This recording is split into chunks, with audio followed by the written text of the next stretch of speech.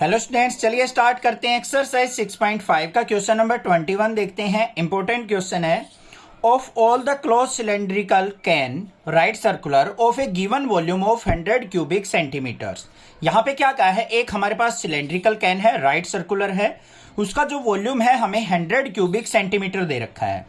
Find the dimensions of the can which has the minimum surface area. तो हमें इस can की dimensions find out करनी है जिससे इसका सरफेस एरिया क्या हो जाए, मिनिमाइज हो जाए। समझ में आ गई बात? क्लियर है, कोई दिक्कत नहीं है। इसका मतलब यहां पे h हाइट मान लेते हैं हम इसकी और रेडियस मान लेते हैं हम r। सरफेस एरिया की बात भी कर रहा है और वॉल्यूम की बात भी कर रहा है। सरफेस एरिया s मान लिया और वॉल्यूम मान लिया v। तो यहां पे लिख लेंगे हम in cylinder let surface area capital S, radius equal to R, height equal to H, ये हमने एज्यूम कर लिया। और वॉल्यूम को हमने क्या मानना है, volume equal to capital V। ठीक है, ये हमें दे रखा है 100 सेंटीमीटर क्यूब। इतनी बात क्लियर हो गई या नहीं होगी? अब सबसे पहले देखो, वॉल्यूम हमें गिवन है तो वॉल्यूम का फॉर्मूला क्या होता है, वॉल्यूम ऑफ सिलेंडर हमें दे रखा है 100 सेंटीमीटर क्यूब। क्या फॉर्मूला होता है, पाई आर स्क्वायर एच, मतलब pi R square H is equal to दे रखा है 100। यहां से एच की वैल्यू निकालो, एच इज इक्वल टू क्या हो गया, 100 बाय पाई आर स्क्वायर। इतनी बात क्लियर हो गई या नहीं? उसके बाद देखो, सरफेस एरिया की बात कर रहा है। सरफेस एरिया अगर मेंशन कर रखा है तो इसका मतलब होता है टोटल सरफेस एरिया। तो सरफेस एरिया ऑफ सिलेंडर किसके इक्वल होगा हमारा, S equal to 2 pi R H plus 2 pi R square. अब यहां पे H की वैल्यू जो थी हम पुट कर लेंगे यहां पे, S is equal to 2 pi R into H की वैल्यू क्या है 100 by pi R square plus में 2 पाई आर स्क्वायर। अब यहां पे देखो S इज इक्वल टू क्या आ जाएगा, पाई से पाई कैंसिल, एक आर से एक आर कैंसिल, तो क्या आ गया 100 टू जा 200 बाय आर प्लस में 2 पाई आर स्क्वायर। अब आपके माइंड में एक बात चल रही होगी, सर आपने यहां पे h की वैल्यू निकाल ली, r की क्यों नहीं निकाली? बच्चों देखो, हमें जो डेरिवेटिव करना है यहां पे s का, वो विद रिस्पेक्ट टू रेडियस होगा। किसके रिस्पेक्ट में होगा, with respect to radius. Dimensions निकाल रहे हैं तो विद रिस्पेक्ट टू रेडियस निकालना है हमें। तो हमें h को कन्वर्ट करना पड़ेगा r की टर्म में। तो h की वैल्यू निकाल ली हमने, इसलिए यहां पे पुट कर ली। आ गया अब सरफेस एरिया। अब यहां पे क्या करेंगे, हम इसका फर्स्ट ऑर्डर डेरिवेटिव निकालेंगे, ds बाई डी आर।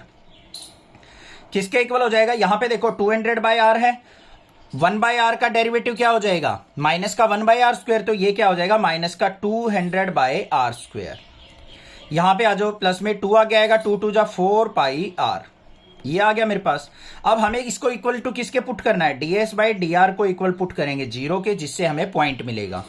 तो यहां पे क्या हो जाएगा, माइनस का 200 by R square plus 4 pi R equal to 0, और यहां पे 4 pi R is equal to किसके हो गया, इसको इस तरफ लेके जाएंगे तो 200 बाई आर क्यूब। आर की आर से मल्टीप्लाई करेंगे तो यहां पे क्या हो जाएगा, सॉरी आर स्क्वायर था, आर स्क्वायर की आर से multiply, R cube is equal to 200 by 4 pi. इतनी बात समझ में आ गई या नहीं आ गई? यहां पे 4 से कट करेंगे तो कितना आ गया 50, तो R cube is equal to किसके आ गया 50 बाय पाई। और आर की वैल्यू क्या आ गई, यहां पे क्यूब इस तरफ जाएगा तो 50 बाय पाई की पावर 1/3।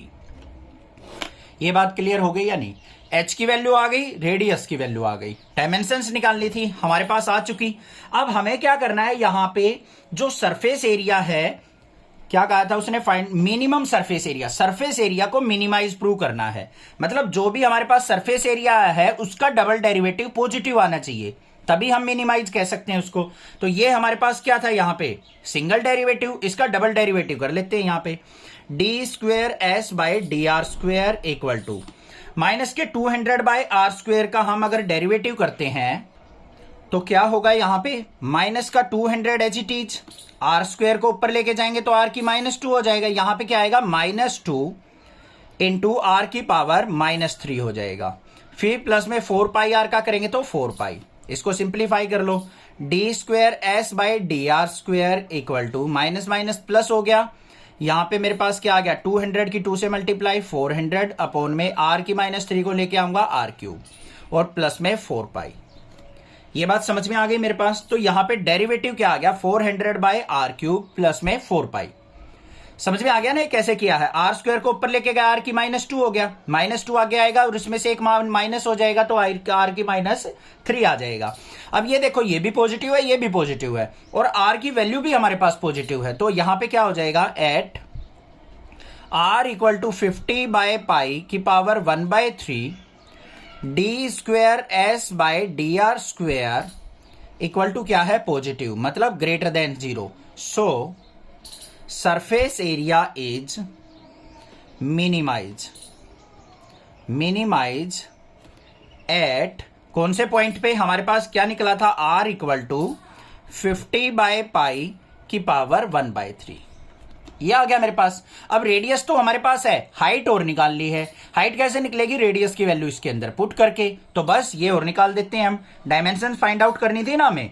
तो यहां पे क्या करेंगे, इसको इक्वेशन नंबर फर्स्ट मान लेंगे, put r equal to 50/π⁻1/3 in first.